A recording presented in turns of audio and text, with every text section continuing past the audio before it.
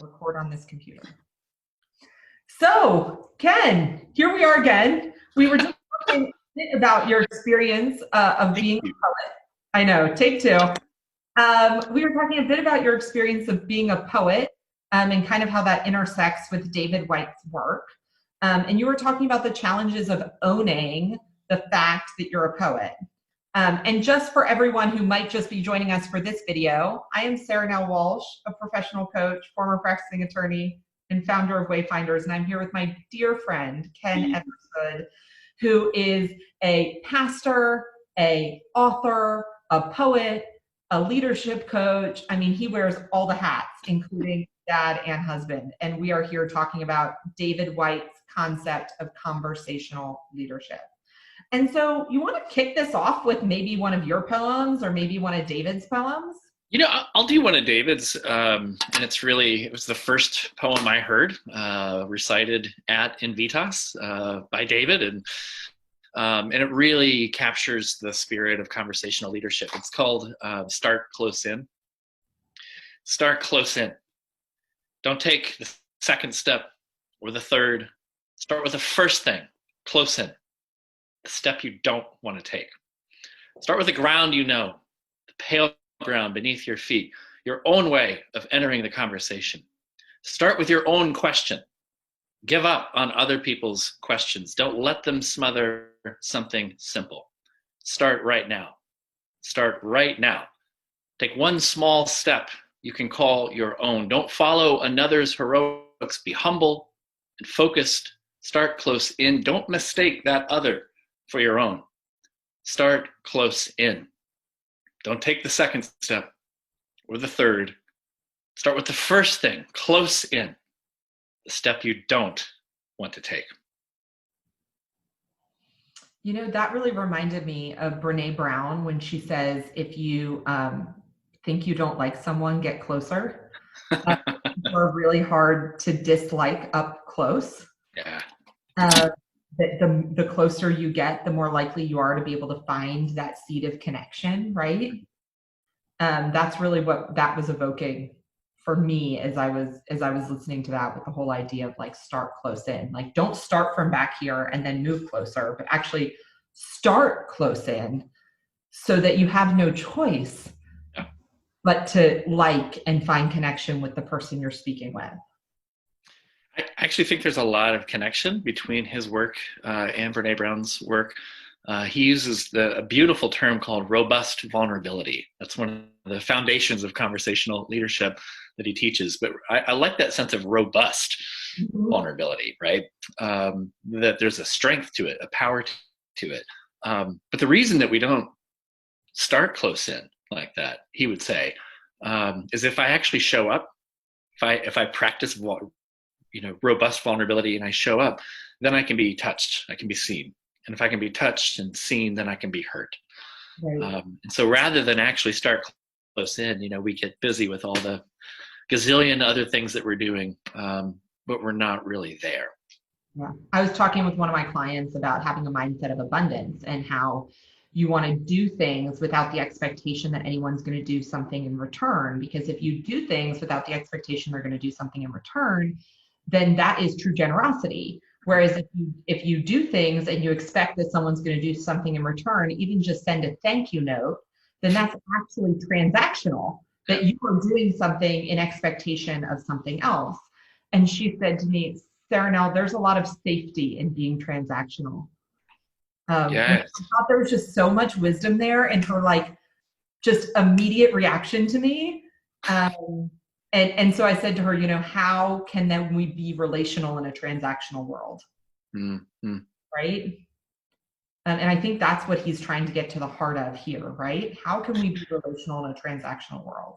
I think that's exactly right. And what he does, which is so unusual to me, is he brings, and using poetry to do that, but he brings that sense of relationality into organizational cultures, corporate cultures, and to say that this isn't just good for us as individuals, but it's actually good for the entire organization. Mm-hmm. Because if people, when he'll say, what are the worst meetings you've been to? They're not the ones where people fight. Those are kind of interesting. The worst meeting that you've been to are the ones where everyone's around the table, or now, over Zoom, and everyone's physically present and no one's actually there.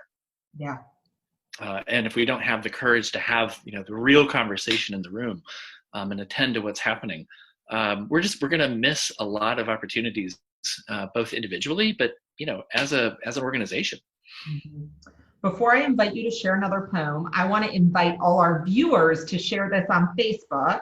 So there is a share button in the bottom right-hand corner of your screen, and I'm going to invite you to share this with your network, or even to start a watch party. That might be outside your comfort zone, and that's okay, because we're talking about taking the first step. And so this can be your first step in helping us get this message out, because you just don't know who needs to hear it today, especially if they're suffering from Zoom fatigue. So go ahead and hit the share button in the bottom right-hand corner and share this message of conversational leadership with your network. With that being said, Ken, do you want to read another poem? I will be happy to offer another piece. This one's mine, and this one, Saranelle. This is The Cave, and it comes from that beautiful Joseph Campbell quote: "The cave you fear to enter holds the treasure, that which you seek." And it's similar to that sense of starting close in. And there's a fear that we have to actually ask what it is that we want, and then to actually go and pursue it.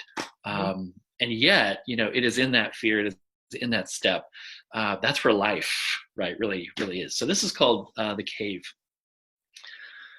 Close all the books. Close all the books. They cannot help you now. They will only distract you from the thin, almost invisible thread you are following. Turn away from your mentors, the voices of wisdom who brought you to this place where you alone must enter. Their work is done. Forget about what he is doing, what she has accomplished. None of that matters. Leave behind the voices whispering should, must, can't. Let go of your clinging to riches and fullness. These do not endure, nor can they keep you from the painful joy of really living. You have come to the place where the only needful thing is to hear what is hard, to feel what is true, and to face the greatness of which you are capable. To face the greatness of which you are capable.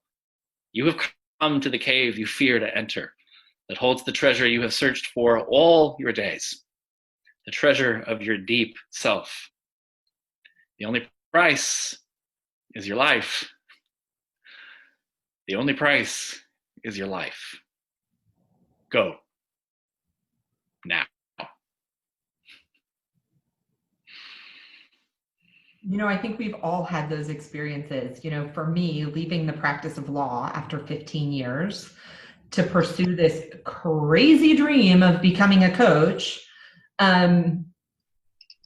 was that moment of truth, was exactly what you're talking about. I had to leave all my mentors behind. I had to step out on this ledge.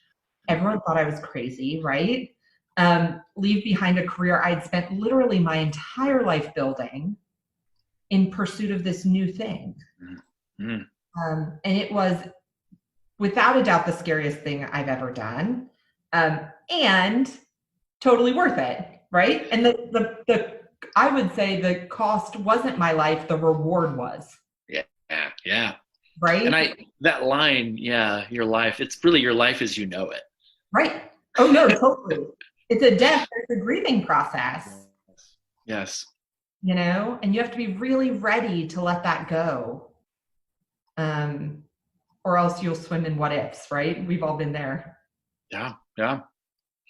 It reminds me, and I'll just share, the foundations of conversational leadership. We'll just really focus on one, I think, with the time, but stopping the conversation, befriending the mystery and allowing for the beautiful question, showing up with robust vulnerability, personal artistry, which I kind of love that. Instead of doing all the things that people have shown you to do, you actually go, what am I made to do? Right? How would I do it? And then crafting the invitation. And David actually would say that's the most important step in conversational leadership, is making that invitation and then gathering the harvest of presence. He'll say the harvest of presence. So actually enjoying the fruit of that.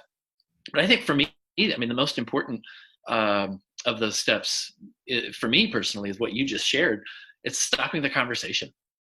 You actually, you had to stop the conversation you'd been having for a long time of the practice of law, a certain kind of way of being in the world.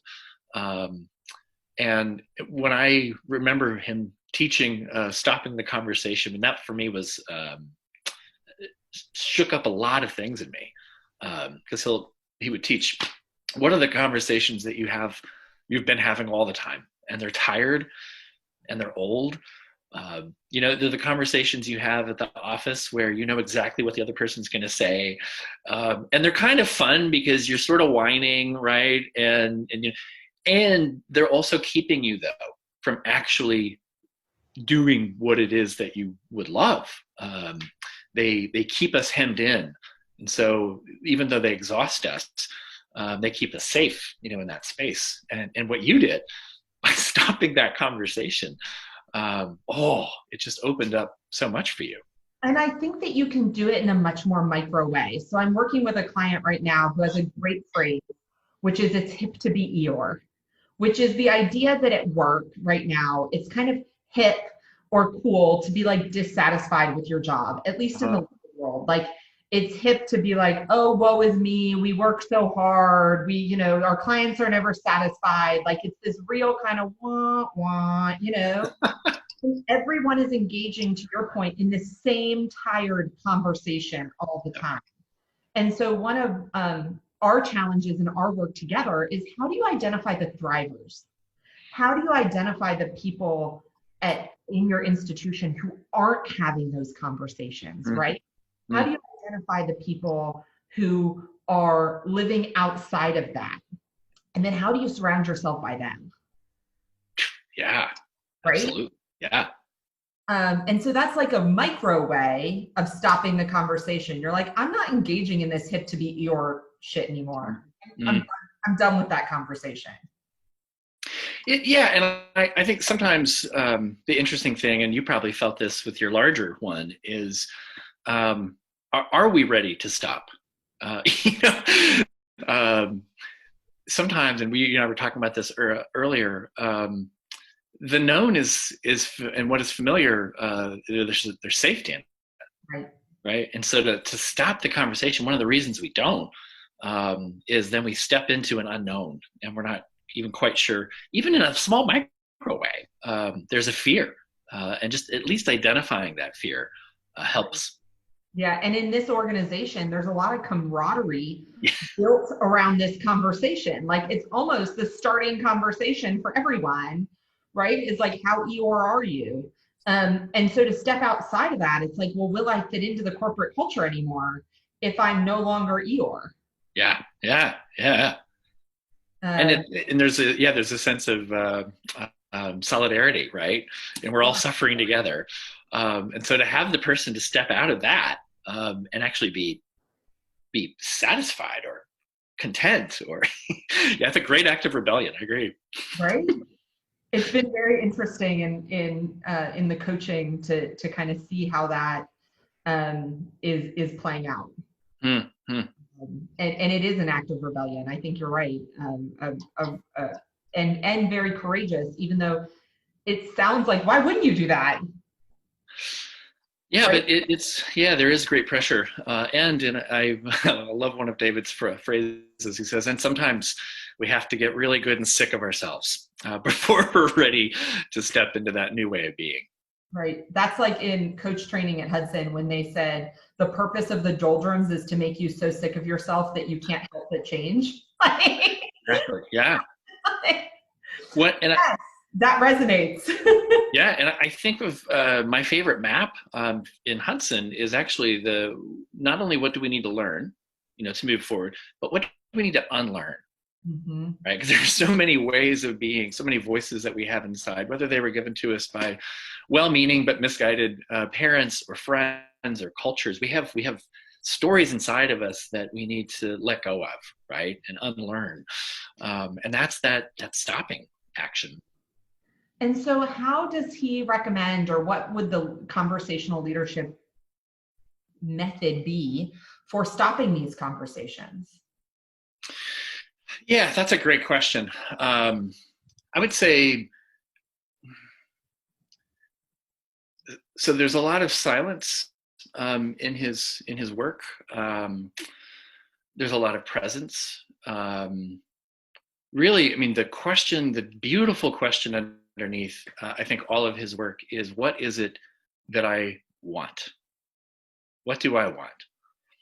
And that is a frightening question to ask, because we have these unspoken, unwritten contracts with all of these people in our lives that we're going to just continue to be the person that we've been, and to actually ask, well, okay, what is it that I want, and to have the courage to step and lean into that, can be deeply disappointing and disrupting. It can also be frightening for us, because what if I actually ask what I want, and then if I go and get it and it doesn't go well, or the answer is no. So what we would do a lot in David's work is, even if you could identify what it is that you wanted, or the courageous conversation, right, that you want to lean into. The beautiful thing is that there's no magic. There's practice. And so we would actually practice these conversations, and this is called, making the invitation. And we would do things like, we would physically sculpt scenes. So I remember working with a woman, and she needed to have a courageous conversation with her husband. And so she actually sculpted all of us to kind of create this scene of this discord that they had in the kitchen. It happened a lot, apparently. And then she would practice just making the invitation to have the conversation. And we tend to either overdo it, right? If it's a courageous conversation, sometimes we can overdo it and we're fierce, or we can underdo it and we're not really asking. And so she actually practiced, I want to say it was 11 times before she finally shaped a phrase and owned the phrase in a way that the whole group was like, oh, that we can hear that invitation to a real conversation. And so just practicing, which I really appreciated that, because sometimes you just get this sense of you either have courage or you don't, and this is a sense of, no, this is a learned skill that we can craft. And so you're stopping an old conversation by inviting the person with whom you need to have this courageous conversation, even if it's yourself, to have a new conversation.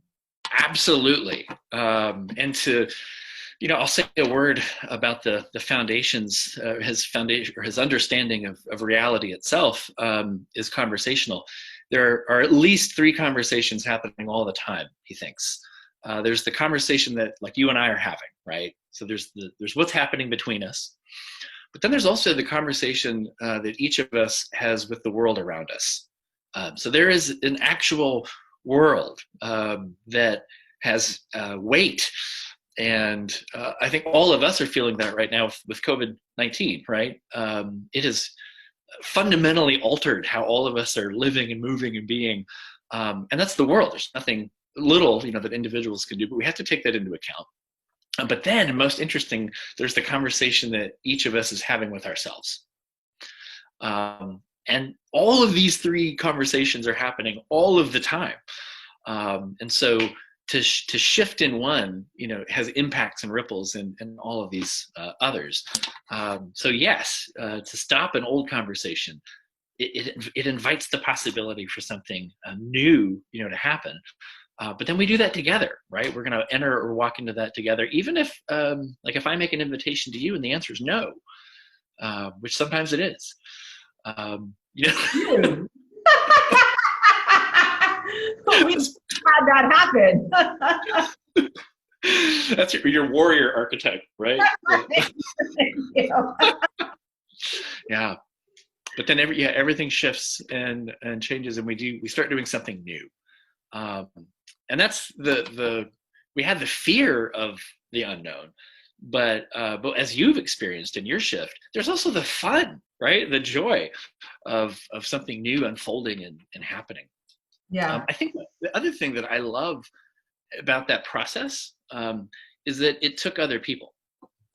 So again, like this kind of leadership is not something that one does all alone in a room somewhere. But you call your girlfriends, you call your friends, you surround yourself with people, and you say, "So I'm thinking of having this conversation. Here's what I want to say," and they tell you,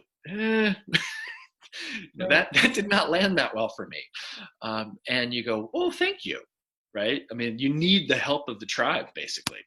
Mm-hmm.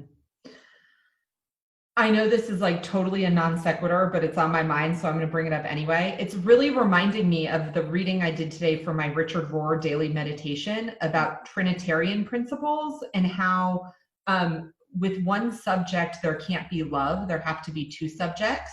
And then in order for there to be like greater joy, there needs to be three subjects, because there is no greater joy than two people admiring something else.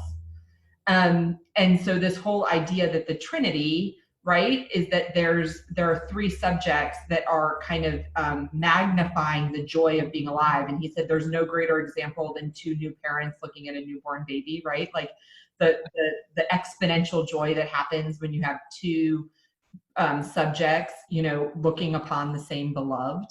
I'm thinking about this in terms of the system you were just creating with these three conversations. All in relation with each other, and how you're inviting all these other people into it, that there's the space for some love and for some real joy, right? Like you're creating this Trinitarian principle. Anyway, that's what came up for me, and it's like totally geeky and theological. But You can do that with me. Those are the waters I swim in when I'm swimming by myself. It reminds me too of Meister Eckhart, who was this German mystic who said the Trinity is the laughter between the Father and the Son. Isn't that beautiful? I love that. I love Meister Eckhart. He also says there's magic in new beginnings. The quote of my starting my practice, right? There's magic in new beginnings. Yeah. And so that was what I would tell myself, was I was like struggling with all my technological difficulties, which, as evidenced by today, continues to happen 14 months later.